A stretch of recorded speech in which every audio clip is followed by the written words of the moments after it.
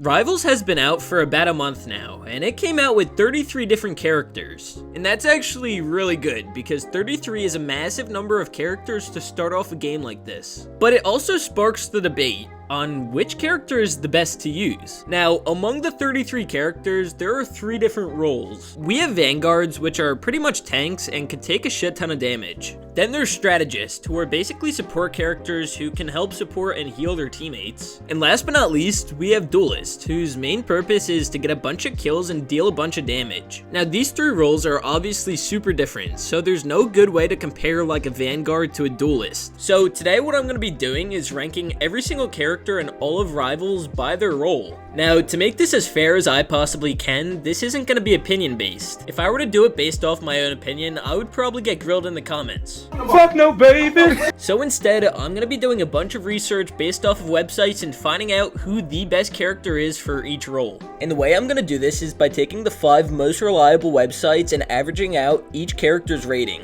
And even though I do this, I know that most of you guys still aren't gonna agree, so please feel free to go down into the comments and write down your list of who you think the best is. And don't forget to like and subscribe just like while you're down there. But without further ado, let's start off with the Vanguards. So in 8th and final place, I have the Hulk. The main reason being is because the Hulk is a very aggressive form of a tank, and with the meta that sways in the favor of a defensive gameplay, the Hulk just kinda gets killed pretty quickly. But that's gonna take us to 7th place, where I have Captain America. Captain America has a nice mix of everything, but when it comes down to being a Vanguard, he just doesn't help out the team enough on his own.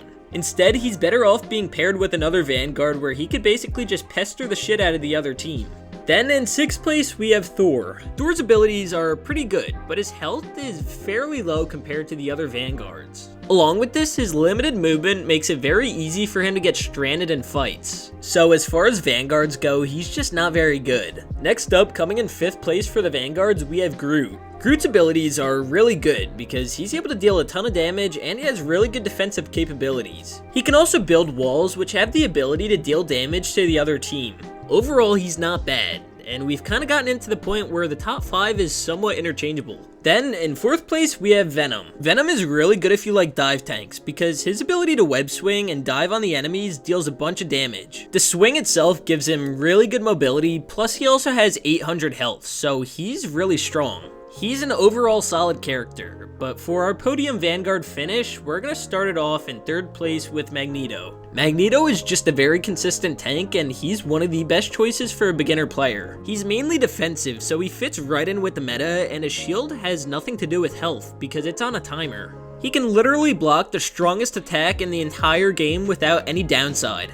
But that's going to take us to 2nd place, and once again, this is all based on research, not my opinion, but we have Doctor Strange. Strange is a great defender, and he can also deal a bunch of damage. He has a shield that can block a bunch of attacks from enemies, and his ultimate's actually really good because it stuns the enemies by knocking their souls out of their bodies, which allows you to get a free attack on them. But the number 1 overall best rated Vanguard goes to Penny Parker. Her defensive capabilities are just so unmatched that they fit perfectly in with the meta. Along with this, her mines are just slightly overpowered and she has the ability to trap people with a web. So those are the Vanguards, and I have a feeling that I've lost a couple of people already, but please remember, this is not my opinion. I know this might sound bad to a lot of you, but this is just all from websites. I'm just averaging out what the experts are saying and putting it in a video for you guys, so don't get pissed off at me. But that's gonna take us to our next role, which is gonna be the Strategists. So in 7th and final place, and I honestly hate to do this because I think he's a great character, but we have Rocket Raccoon.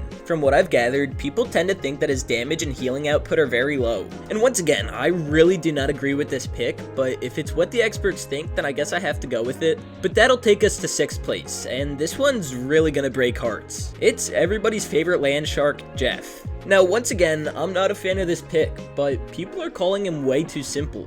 It's being claimed that his healing rate is just very low and the healing bubbles have such a long cooldown, but he also has really good qualities such as his small hitbox and his ability to escape from situations pretty fast. But that's going to take us to the number 5 spot, and that's going to be Loki. Now, one of the main reasons that I've seen Loki be placed at number 5 is mainly because he's just hard to play. You have to be able to place new decoys and keep track of them, and this is just slightly overwhelming for a lot of people. But if you can master him, then he's a great player to use. And then we have our number 4 spot, and that's going to be Cloak and Dagger. Now, Cloak and Dagger is super fun because it basically gives you the ability to play 2 different characters. While Cloak is more focused on damage dealing, Dagger is kind of a shot in the dark.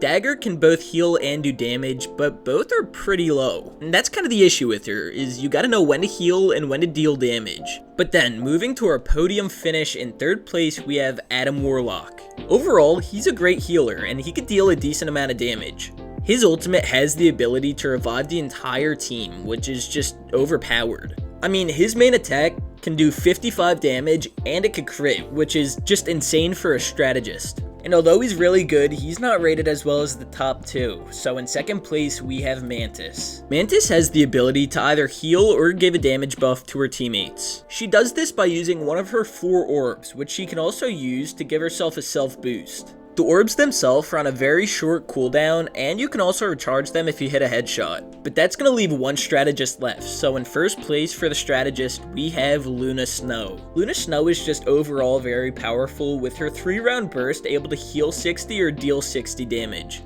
Her ultimate is arguably one of the most broken in the game, with her ability to either heal or give you a damage buff. And while the healing output is insane on this ultimate, the damage buff is also pretty good. So that's it for the strategist. But we have 18 duelists, and it doesn't really make sense for me to go off and explain all 18. So instead, I'm just going to give you guys the top 5 duelists with a couple honorable mentions. If I'm being 100% honest with you guys, I'm dreading this part of the video, because this list in my eyes is so not right. But for our first honorable mention, we have Star-Lord. Overall, he's a nice and easy character to play, but if you suck at aiming, then his ammo depletes super quickly. And the auto-attacking ability that he has, although really good, doesn't make you invincible, which means you can still be killed while using it. And for the second and final honorable mention, we have Moon Knight. God, I mean, that really sucks because in my opinion, he's one of the most underrated duelists in the entire game.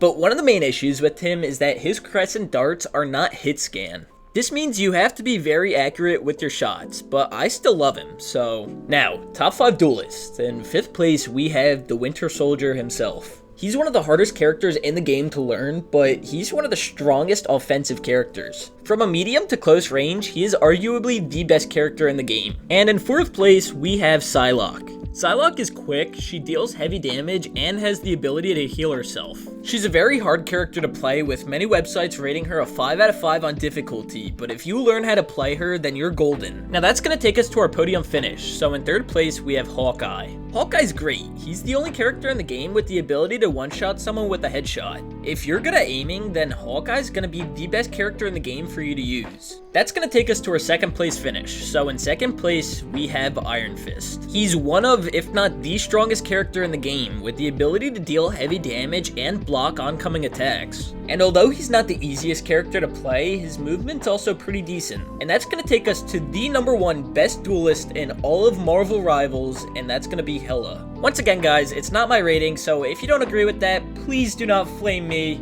She's one of the best damage dealers in the game, and the only thing that she requires is precision. Her main attack shoots pretty fast, and her team-up abilities are absolutely crazy. But that's it. Those are the characters and rivals ranked from worst to best, separated by role. And once again, I know for a fact that I'm gonna get flamed in the comments, but please remember, these are not my ratings. I'm simply just the message man who's conveying this message to all of you. Also, I've been doing this thing in my shorts where I try to get a PC from either Carter PCs or KJO PCs. So if either of you guys are watching this, please contact me and get me a free PC, please. But if you guys enjoyed the video, make sure to like and subscribe, and I'll see you guys all in the next video.